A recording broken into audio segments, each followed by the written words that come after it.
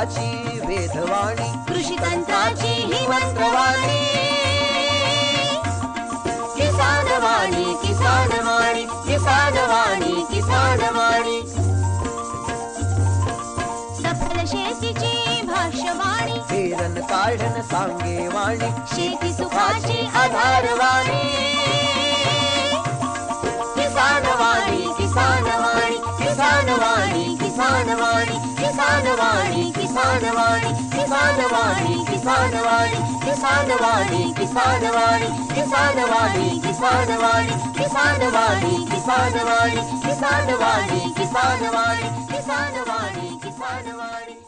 भारत सरकारच्या कृषी आणि शेतकरी कल्याण मंत्रालयाच्या वतीने प्रायोजित किसानवाणी या कार्यक्रमामध्ये सादर करते सूरज गोळे यांच्यासह मी संपदा ढोके आणि मी किशोर राऊत आपले सहर्ष स्वागत करीत आहोत. नमस्कार. संपदा, आज आपण शेतकरी बंधूंना आपल्या किसानवाणी या कार्यक्रमामध्ये काय काय ऐकवणार आहोत? किशोर, आज आपण आपल्या शेतकरी बंधू भगिनींना ऐकवणार आहोत फोन इन कार्यक्रम प्रश्न तुमचे उत्तर आमचे, ज्यामध्ये आपला विषय आहे कपाशीवरील रस शोषक किडींचे व्यवस्थापन आणि सहभाग आहे डॉक्टर चारुदत्त ठिपसे यांचा. त्यासह आपले दैनंदिन कार्यक्रम आहेतच. तर ऐकत रहा किसानवाणी.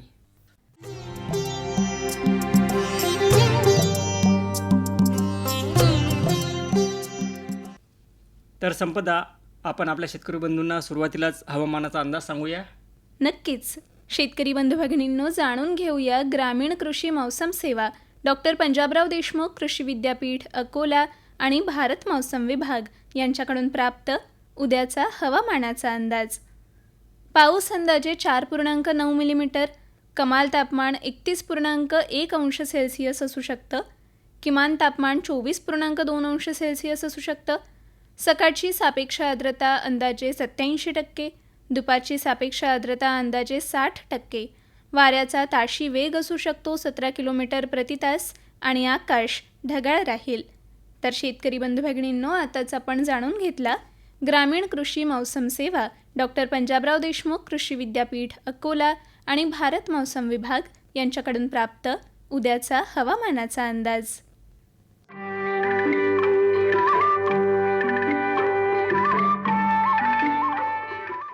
संपदा, आता आपल्या कार्यक्रमामध्ये वेळ झालेली आहे कृषीवाणीची. होय, तर मंडळी ऐकूया कृषीवाणी. मंडळी, कृषीवाणीमध्ये आज आपला विषय आहे सोयाबीन पिकावरील चक्रभुंगा किडींचे व्यवस्थापन.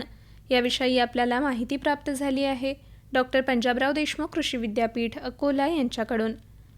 मंडळी, विदर्भामध्ये सोयाबीन पिकाची मोठ्या प्रमाणावर लागवड होते. सोयाबीन पिकावरील चक्रभुंगा ही महत्त्वाची कीड आहे. तरी शेतकरी मित्रांनी सोयाबीन पिकाचे वेळोवेळी सर्वेक्षण करून या किडीने आर्थिक नुकसानीची पातळी गाठताच नियंत्रणाचे उपाय योजावेत. सोयाबीन पिकावरील चक्रभुंगा ही महत्त्वाची कीड आहे. या किडीचा मादी भुंगा पानाच्या देठावर, फांदीवर किंवा मुख्य खोडावर साधारणतः एकमेकांपासून 1 ते 1.5 सेंटीमीटर अंतरावर एकमेकास समांतर 2 गोल काप तयार करून त्यामध्ये अंडी टाकते. त्यामुळे चक्रकापाचा वरचा भाग सुकतो. अंड्यातून निघालेली अळी पानाचे देठ आणि फांदीतून आत जाते. मुख्य खोडाचा भाग पोखरते. या किडीचा प्रादुर्भाव मूग, उडीद, चवळी या पिकावर सुद्धा होऊ शकतो. पिकाच्या सुरुवातीच्या अवस्थेत झाल्यास झाडाची पाने, फांद्या आणि मुख्य खोडाचा भाग वाळतो. पीक साधारणतः 1.5 महिन्याचे झाल्यावर चक्रभुंग्याचा प्रादुर्भाव असलेले झाड वाळत नाही, पण कीडग्रस्त झाडास कमी शेंगा लागतात, परिणामी उत्पादनात घट येते. या किडीचा प्रादुर्भाव आढळून येताच चक्रकाप तयार केलेली पाने देठापासून काढून टाकावीत आणि त्यांचा अंडी आणि अळ्यांसहित नाश करावा. या किडीच्या व्यवस्थापनासाठी आवश्यकतेनुसार प्रोफेनोफॉस 50% प्रवाही 20 मिली किंवा क्लोरंट्रेनिप्रॉल 18.50% 3 मिली किंवा इथिऑन 50% प्रवाही 30 मिली किंवा थायक्लोप्रिड 21.7% प्रवाही 15 मिली किंवा ट्रायझोफॉस 40% 12.5 मिली यापैकी कोणतेही एक कीटकनाशक प्रति 10 लिटर पाण्यात मिसळून फवारणी करावी. पॉवर स्प्रेअरने फवारणी करावयाची असल्यास कीटकनाशकाची मात्रा तिप्पट करावी. तर शेतकरी बंधू भगिनींनो, आताच आपण कृषीवाणीमध्ये जाणून घेतली सोयाबीन पिकावरील चक्रभुंगा किडींचे व्यवस्थापन याविषयी माहिती जी आपल्याला प्राप्त झाली होती डॉक्टर पंजाबराव देशमुख कृषी विद्यापीठ अकोला यांच्याकडून.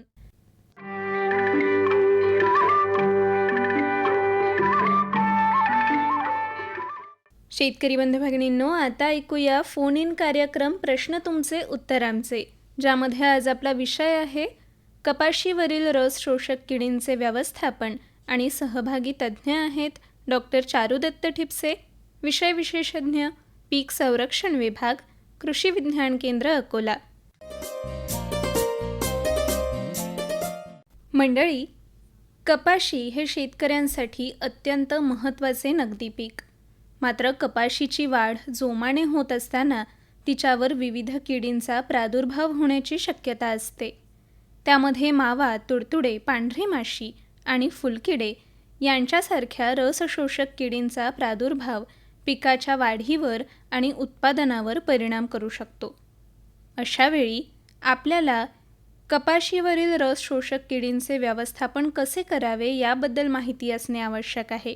म्हणूनच आजच्या फोन इन कार्यक्रमामध्ये कपाशीवरील रस शोषक किडींचे व्यवस्थापन याविषयी आपल्या मनातील सर्व प्रश्नांना उत्तरे देण्याकरिता सहभागी तज्ज्ञ आहेत डॉक्टर चारुदत्त ठिपसे, विषय विशेषज्ञ, पीक संरक्षण विभाग, कृषी विज्ञान केंद्र अकोला. नमस्कार सर. नमस्कार. आकाशवाणी अकोला येथे आपलं मनपूर्वक स्वागत आहे सर. धन्यवाद. सर, आजच्या विषयाच्या अनुषंगाने आपले शेतकरी बांधव आपल्याला संपर्क साधतीलच, तोवर आपण चर्चेला सुरुवात करूया. जरूर. आपल्याला पहिला संपर्क झालेला आहे, तो घेऊया सर. हां. हॅलो, अकोला आकाशवाणी. होय, आकाशवाणी अकोला येथे आपला संपर्क झालेला आहे. दादा, काय नाव आपलं? संतोष खरोडकर, राहणार डोंगरगाव. अच्छा, तर दादा, आज कपाशीवरील रस शोषक किडींचे व्यवस्थापन असा आपला विषय आहे आणि डॉक्टर चारुदत्त ठिपसे, विषय विशेषज्ञ, पीक संरक्षण विभाग, कृषी विज्ञान केंद्र अकोला हे आपल्यासोबत आहेत. तेव्हा आपल्या संबंधी काही प्रश्न असेल तर आपण नक्की विचारा. हा हा मॅडम, मावा आहे आमच्या पराठीवर, काळा मावा. अच्छा, तर त्याचे व्यवस्थापन कसे करावे असा प्रश्न आहे. हा हा हा त्याच्यासाठी काय घ्यावं आम्ही आता? हां, नमस्कार संतोष भाऊ. नमस्कार. आपलं कपाशीवर मावा सध्या आहे. हा हा काळा मावा आहे सर. काळा मावा आहे का? हा म्हणजे ज्यावेळेस ढगाळ वातावरण, रिमझिम पाऊस आणि वातावरण थोडं थंड असतं तर त्यावेळेस मावा किडीचा प्रादुर्भाव होतो. आणि मावा किडीचा प्रादुर्भाव आपल्याला मावा माहितीच आहे की आपण सांगितलं काळ्या रंगाचा आहे. काळपट हिरवट रंगाचा मावा हा पानाच्या मागच्या बाजूला आणि शेंड्यावर असतो आणि तिथून तो रस शोषण करतो आणि पिकाचं नुकसान करत असतो. रस शोषण केल्यामुळे पानं खालच्या बाजूला वागतात आणि त्यावेळेस मग आपण म्हणतो की माझ्या कपाशीवर कोकडा आलेला आहे.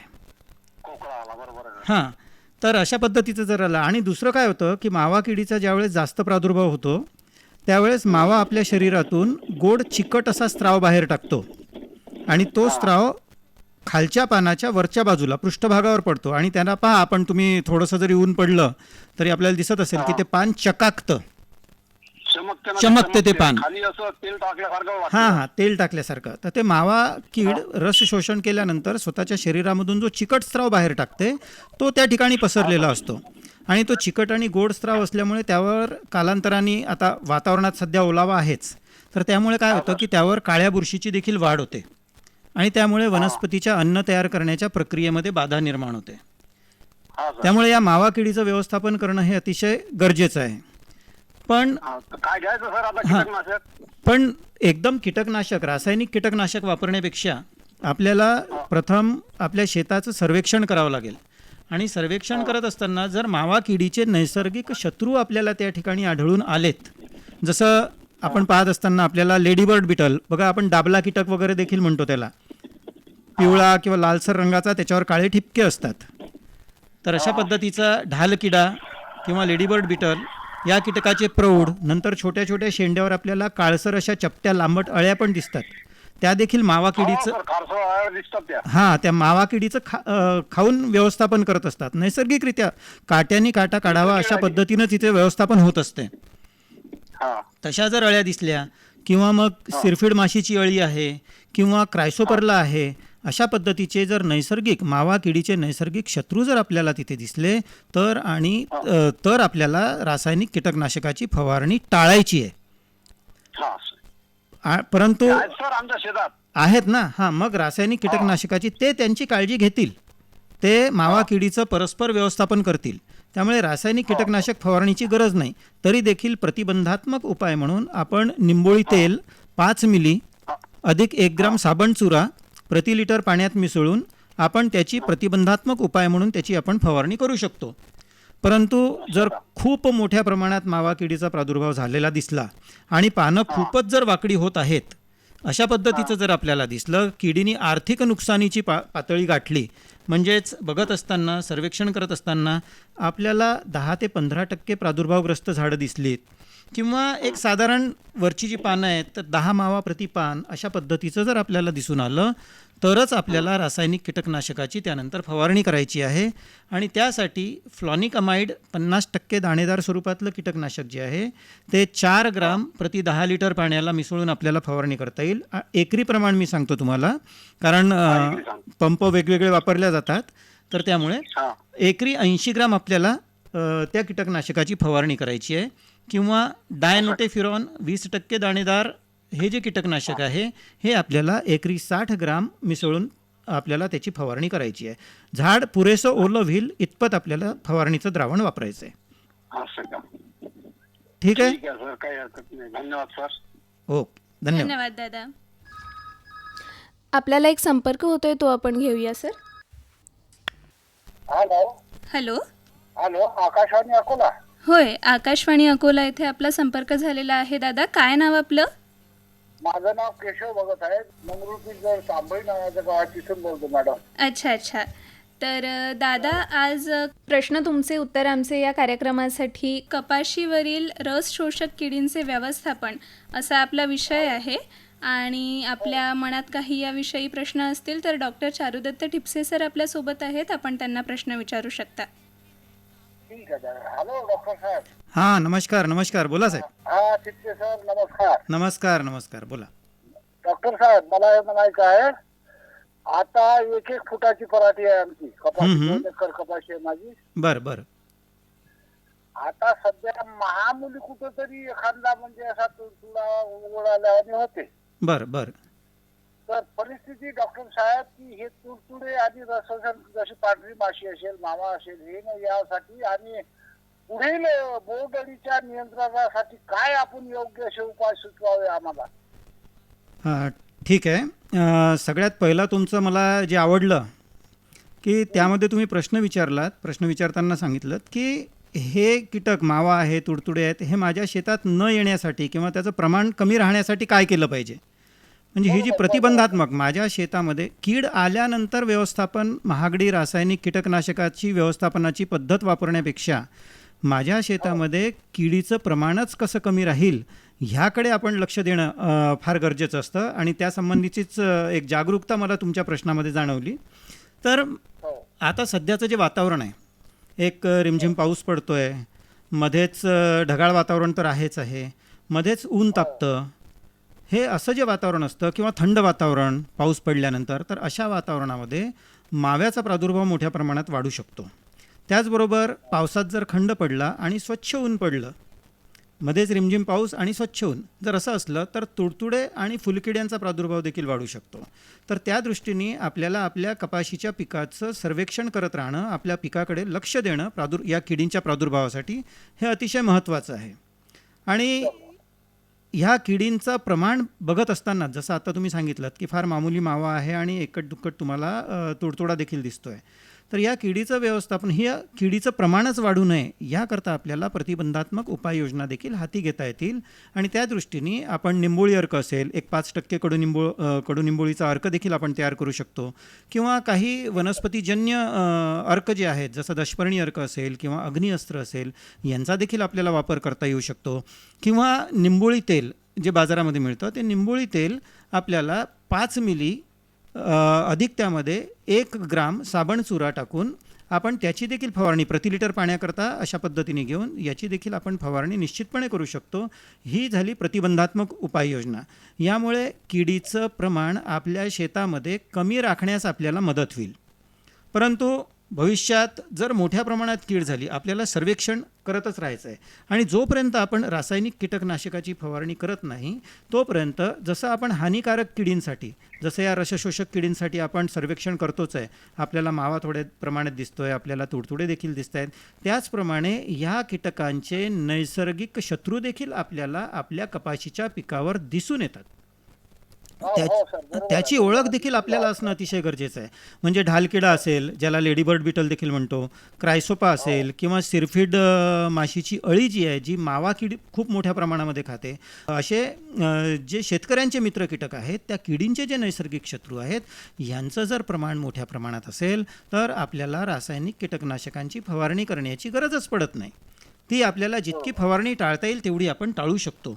परंतु जर खूप मोठ्या प्रमाणात प्रादुर्भाव झालाच आणि जर किडीचं व्यवस्थापन आपल्याला त्यावेळेस रासायनिक शिवाय पर्यायच जर नसला तर अशा वेळेस मात्र आपण सर्वेक्षण केल्यानंतर किडीने आर्थिक नुकसानीची पातळी ओलांडलेली आहे का हे आपल्याला पाहणं गरजेचं ठरतं. आणि ती रासायनिक आणि ती आर्थिक नुकसान. दुसरा प्रश्न आहे. हां, हॅलो, माझा दुसरा प्रश्न आहे की आज आपण आपला विदर्भ बना का महाराष्ट्र म्हणा हे गुलाबी बोंडअळीने त्रस्त आहे. हो हो हो तर याच्यासाठी आता अजून त्याचा काही हे नाही झाला, आपल्याला कुठे त्याचा काही हे नाही, पण त्याचा आपण प्राथमिक काय हे असं करावं की बा आपण ते गुलाबी बोंडअळीला रोखू शकू आपण. अगदी महत्त्वाचा प्रश्न आहे की रसशोषक किडींच्या प्रादुर्भावासाठी देखील आणि त्याचप्रमाणे गुलाबी बोंडअळीचा प्रादुर्भाव देखील आपल्या शेतामध्ये कमी प्रमाणात व्हावा, ह्यासाठी नत्र खताचा वापर हा जबाबदारीने करणं आवश्यक आहे. माती परीक्षणाच्या रिपोर्टच्या आधारावरच आपण नत्र खताचा वापर केला पाहिजे. अतिरिक्त नत्राचा जर आपण वापर करत असू तर निश्चितच रसशोषक किडी देखील वाढतील आणि त्याचबरोबर गुलाबी बोंडअळीचा प्रादुर्भाव देखील होण्याची जास्त शक्यता असते. त्याचबरोबर एकदा कपाशीला पात्या लागायला सुरुवात झाली, कळ्या लागायला सुरुवात झाली की त्यावेळेस गुलाबी बोंडअळीच्या सर्वेक्षणासाठी आपल्याला त्या ठिकाणी कामगंध सापळे लावणं देखील अतिशय गरजेचं ठरतं. तसंच रसशोषण करणाऱ्या किडींसाठी आपल्याला पांढरी माशी असेल किंवा फुलकिडे असतील तर यांचं व्यवस्थापन यांत्रिक पद्धतीने करण्यासाठी आपल्याला त्या ठिकाणी पिवळे आणि निळे चिकट सापळे लावणं देखील गरजेचं असतं. आणि जर किडीने आर्थिक नुकसानीची पातळी ओलांडली तर आणि तरच आपल्याला रासायनिक कीटकनाशकाची फवारणीही करावी लागणार आहे. आणि रासायनिक आता साधारणपणे 60 ते 120 दिवस चा जो एक कालावधी आहे, म्हणजे आता समजा जवळपास आता एक 45 ते 50 दिवस कपाशीला झालेले आहेत.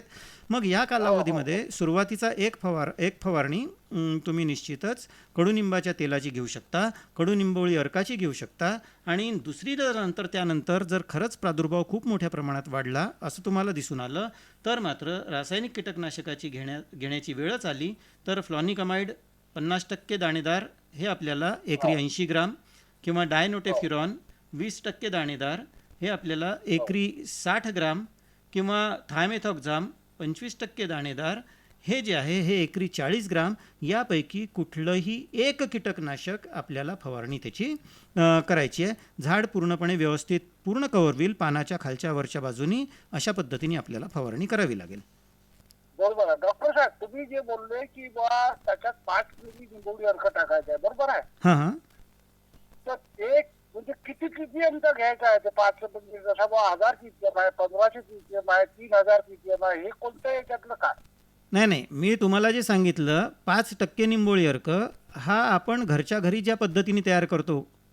नाही, आजकाल काय झालं की आम्ही शेतकरी निव्वळ म्हणजे बाजाराच्या भरोश्यावर आहोत.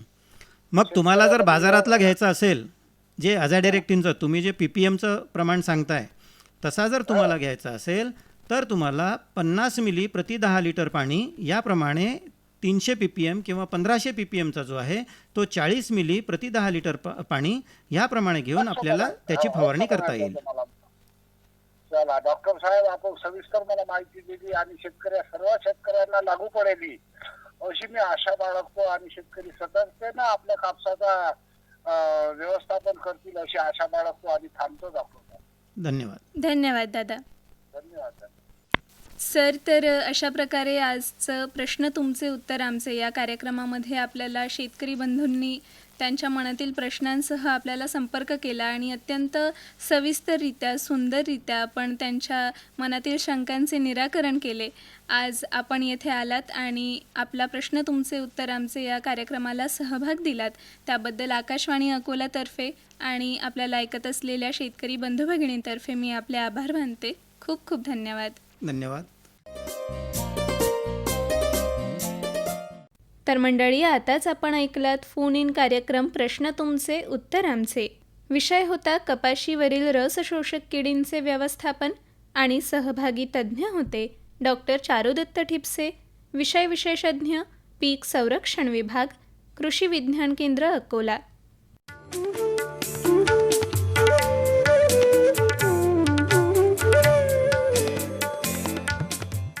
शेतकरी बंधू भगिनींनो, आता ऐकूया संवाद. विषय आहे जीवामृत बनविण्याची पद्धत आणि सहभागी आहेत किशोर कुकडे, किशोर राऊत आणि संपदा ढोके.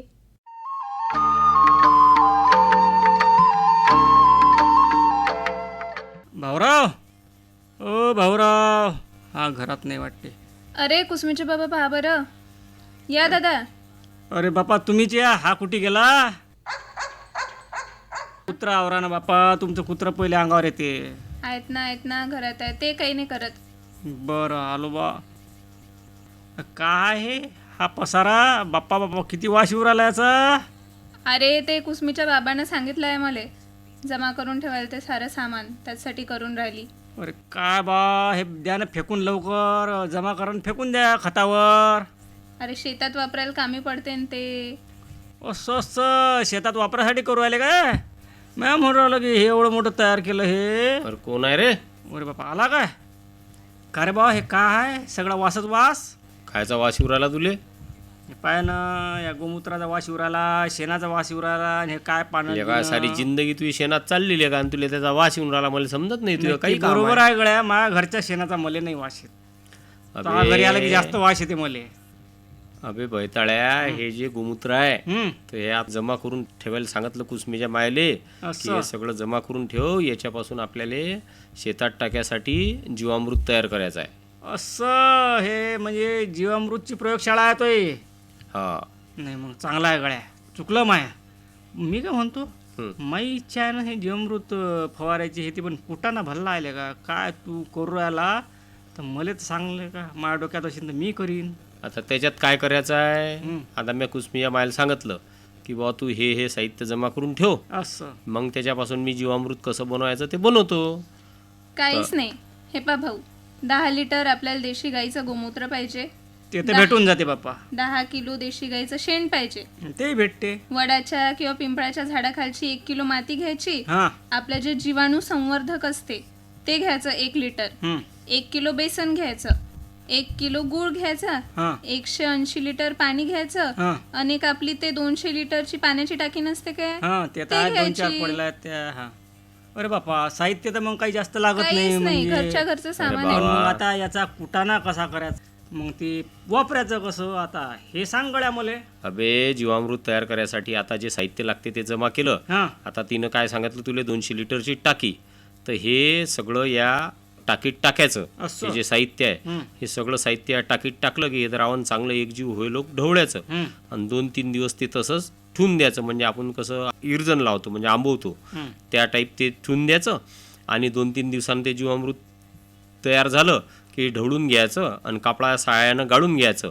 आणि 8 लिटर पाण्यात 2 लिटर या प्रमाणात त्याची फवारणी किंवा आळवणी. आळवणी म्हणजे त्याच्या मुळाजवळ, झाडाच्या मुळाजवळ आपण आळवणी करत असतो. तर त्या पद्धतीनं त्याची आळवणी करायची. त्याचे फायदे सांग ना मले. हा, तर जीवामृतच्या वापरानं काय होते, पिकाले परिपूर्ण अन्नद्रव्य उपलब्ध होतात आणि त्याच्या वापरानं जमिनीतील उपयोगी जीवाणूंची संख्याही वाढते. असं. आणि जीवामृत एका प्रकारे पीक वाढ संप्रेरक म्हणून सुद्धा काम करते. असं. तर हे सगळं मी कुसमीच्या मायला सांगितलं. तू कासाठी आलता? मी याच्यासाठी आलतो गड्या, दही आहे का त्या घरी? हा, आता दही आहे का हा काही मला विषय नाही. हाय आणतो थोडस दही घेऊन जातो. बरं. घेतली गड्या, मी आता जीवामृत तयार करतो अशा करा पद्धतीने. करा करा. हे घ्या, दही घेऊन जा. तर मंडळी, आताच आपण ऐकलात जीवामृत बनविण्याची पद्धत याविषयी संवाद. सहभागी होते किशोर कुकडे, किशोर राऊत आणि संपदा ढोके.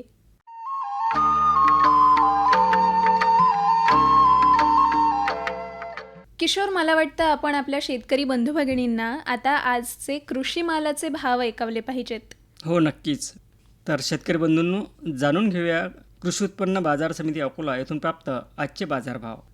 हे भाव कमीत कमी आणि जास्तीत जास्त अशा स्वरूपाचे आहेत. ज्वारी लोकल 2000 ते 2465 रुपये, गहू लोकल 2585 ते 2625 रुपये, उडीद 3100 ते 3405 रुपये, मूग 6555 ते 6900 रुपये, तूर 7100 ते 8075 रुपये, हरभरा 5280 ते 6175 रुपये, हरभरा पांढरा 5000 रुपये, तीळ 10500 ते 11050 रुपये, मका 2300 रुपये, सोयाबीन 5955 ते 7000 रुपये.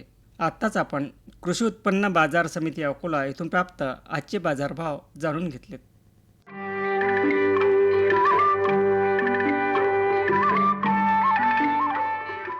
तर मंडळी, याचसह आपला आवडता कार्यक्रम किसानवाणी याला निरोप देण्याची वेळसुद्धा जवळ आली आहे. आपल्याला कार्यक्रम कसा वाटला याबद्दलच्या सर्व प्रतिक्रियांचे मनापासून स्वागत.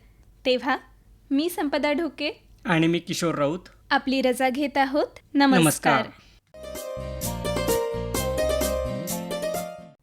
आजच्या किसानवाणी या कार्यक्रमाचे सादरकर्ते होते सूरज गोडे.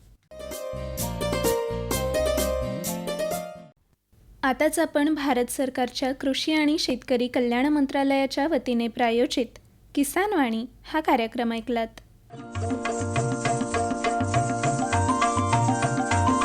किसानवाणी किसानवाणी किसानवाणी किसानवाणी,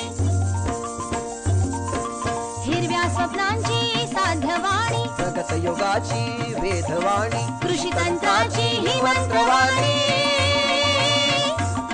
किसानवाणी किसानवाणी किसानवाणी किसानवाणी,